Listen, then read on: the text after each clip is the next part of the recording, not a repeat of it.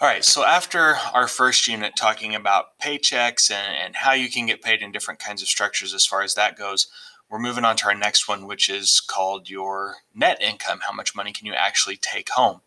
The big things that are going to affect your paycheck, if you have a job, you've seen these things on your check, pay stubs. If you don't have a job, well, they're coming. You will pay what's called income tax. Basically, the federal and state government has the right to tax a portion of your income. Those taxes, although you don't like it, they pay for certain government programs. They pay for our military. They pay for Medicare and Medicaid. They pay for um, student loan programs. There's a whole different list of things that we can get into as far as like what your dollar goes to. But the first thing I want to talk about is how your dollars in taxes are calculated. Now, the federal government and the state government are a little bit different. Um, the states can differ from like Illinois to Indiana can be vastly different in how they calculate income taxes. My brother-in-law lives in Washington state and he doesn't pay an income tax. It's all of their tax revenue comes from sales tax, which is a completely different thing. It's kind of hard to keep straight, but the thing that we're going to have to focus on is just the math.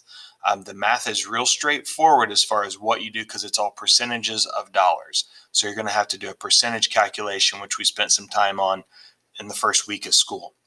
Now, where it gets kind of confusing is how they tax your dollars. We're going to spend today and tomorrow focusing just on a single person's calculation. The math isn't any harder when it's married people, they're just way bigger numbers. And if you look at this table, a single person, if you look at the married person equivalent, it's twice as much. So we're just going to focus on the single people to keep it smaller. But the way it works is, so suppose you make $9,875 is the cap on the first tax bracket. They can tax 10% of your wages. Now, there's some ways to reduce that, which maybe we can get into later on. But for now, let's just say we're not taking any sort of deductions. We don't have any sort of special circumstances. Our money can be taxed 10% up until we make $9,875. Once you make over that, and this is where it gets a little confusing, so pay attention. If you make over $9,875, let's say you make $30,000, the government is not going to, you'll fall into this category here, the government is not going to tax 12% of your $30,000. They're only going to tax 12% of what's over $9,875. So we could be doing 2, 3, 4, 5 different percentage calculations, and it's all going to depend on how many dollars in that window that we've made. So if I make, say, $20,000, I'm going to pay a certain portion in this first bracket. I'm going to pay 10% of that first $9,875, and then I'm going to fall in here between the $9,875 and the $4,125. I'm going to pay 12% of that.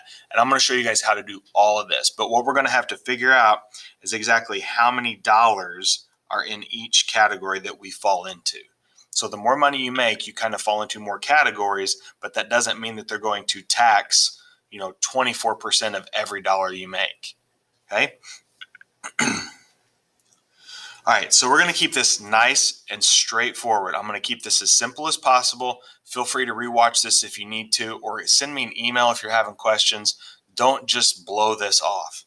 So Dan is a welder that earns $39,000 annually. That means every year he makes $39,000.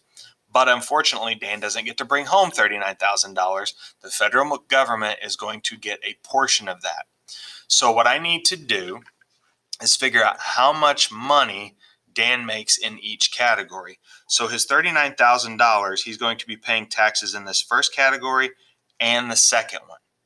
So I'm going to take his full salary, his $39,000, and I'm going to subtract off that $9,875. That's going to tell me how much money he has in the second category between $9,875 and $40,125. So if I subtract those, grab your calculator, 39,000 minus 9,875 is $29,125. So his salary is kind of broken up into these two categories. He's got a big chunk of it in that first category from between 0 and 9875, and then he's got a bigger chunk of it between the 9,875 and the 40,125. Go back and listen to that again if you need to, because it's a whole lot of numbers. So he's got a chunk of money in the first category and a chunk of money in the second category. Once you decide or figure out how much is in each category, then it's just a straight percentage calculation.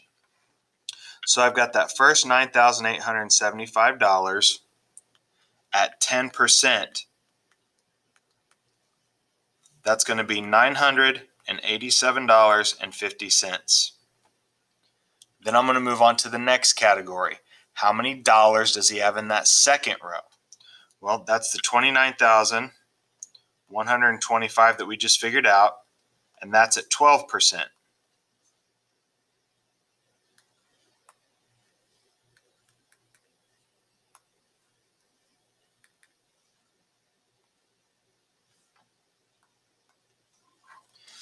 That's going to be an additional $3,495 in taxes. So he's paying a certain amount at 10% and a certain amount at 12%. His overall total taxes for the year is $4,482. Just add them up, and 50 cents. That is his federal income tax for the year. Okay? But we don't get paid annually. We get paid every 2 weeks, every week. It depends on your job structure, which we talked about earlier. So let's assume Dan gets paid weekly. I want to know what his federal income tax is weekly. That's that abbreviation up there, FIT, federal income tax. His federal income tax weekly, I would take this and divide by 52. So $4,482.50 divided by 52, $86.20.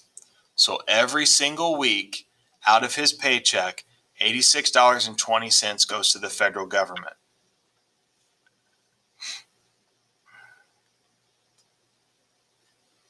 Okay, a different situation, but it's the exact same type of problem. The only difference between this one and the last one is Carla makes more money.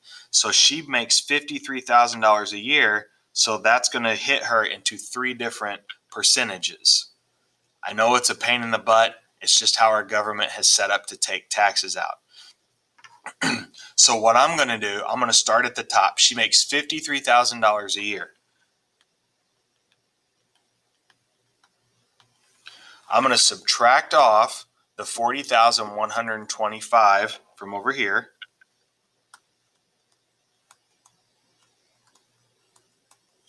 That gets me 12,875.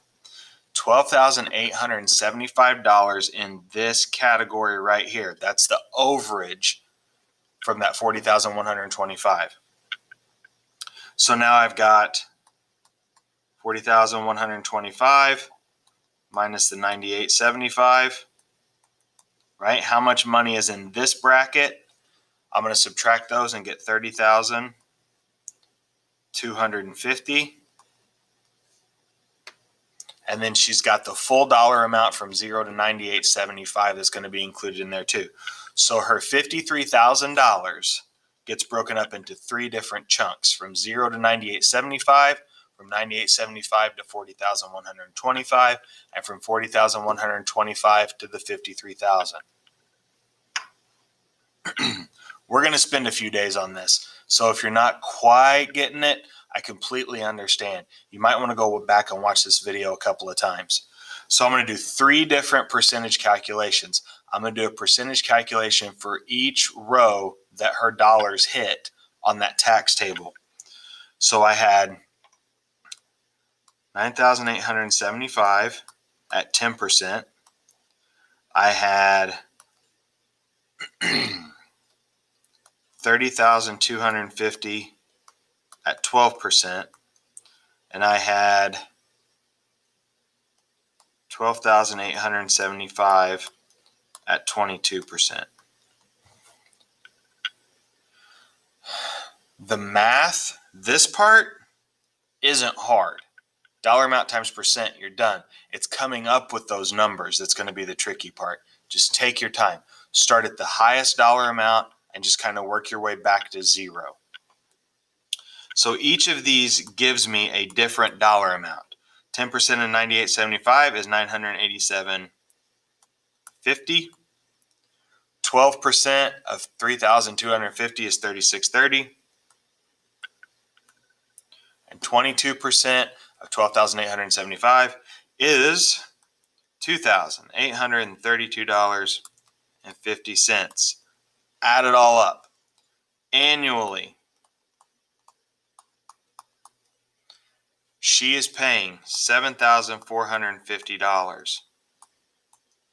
To figure out her weekly tax, divide that by 52, which is $143.27 weekly. I know that's a lot of information. I know it is. Take your time. You've got to figure out how much money is at each level so you know the corresponding percentages to calculate. If they just did a flat tax, if they just said, okay, Carla's going to pay 22% of her income back in taxes, it will be significantly more than the $7,450 that she has right now.